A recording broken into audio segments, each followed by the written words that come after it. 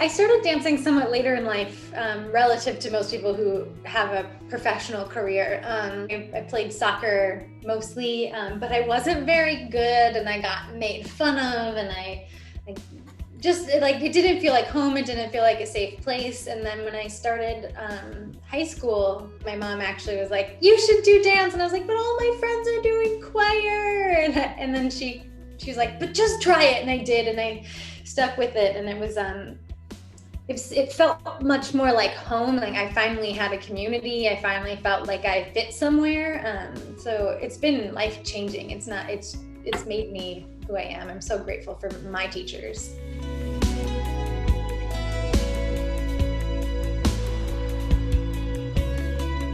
So this was at like my public high school. There were a lot of us. She pulled me aside one time and she was like, "I know we're moving slow and you've been dancing your whole life." And I was like, "Oh, no, I haven't. I didn't know we were moving slow. This is great." But just, but that or I guess affirmation is maybe the right word. But that definitely was important for me in sticking with it. And I can think of another moment like that in college. And my professor, we had coffee, and she was like, "I think you want to dance, and you can dance. Like you're good enough." And I think just those moments of affirmation were really huge.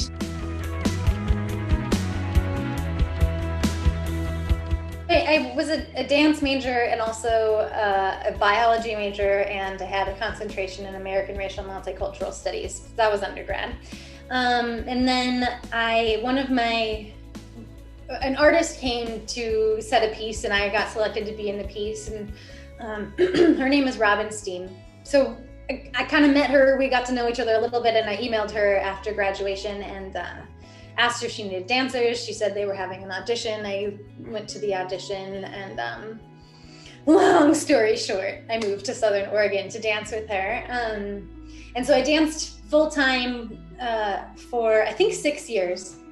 And we did residencies in local high schools, and we toured. We went to St. Petersburg, Russia to perform in a festival, and we toured around the United States a little bit. But it was really full-time, class in the morning, rehearsing all day, or all day teaching at the schools, performing lots of performances. I moved back to Minnesota, and I performed with a few different choreographers in Minnesota as I applied to grad school.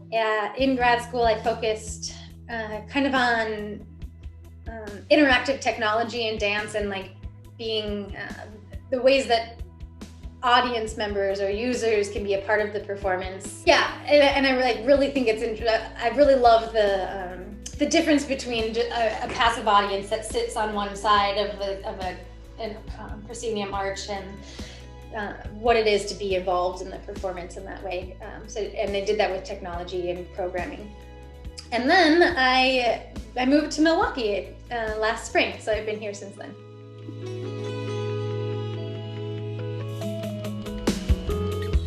I think that part of it is, like I said, I started dancing later in life, so where I remember learning.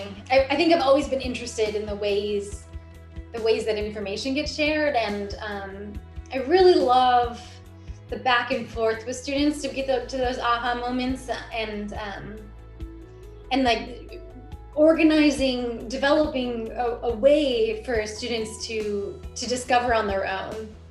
And I think it's just really, I just get so much joy. I just get so much joy problem solving that, and then talking about it, and when it happens. I never loved performing. I loved the process. I loved being a part of the making and figuring it out, and I think that's what teaching is being a part of the process.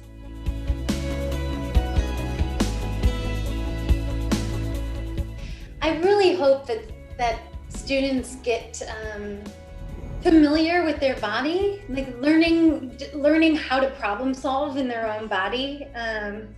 And I think that's huge. Like sitting at the computer all day, how many times do I find myself like this? And because I've thought about, I've taken time to think about, where is my spine? What shape is that? The kind of things that transcend dance, and more about being safe and being healthy and understanding one's body as a whole, being able to feel it and know it.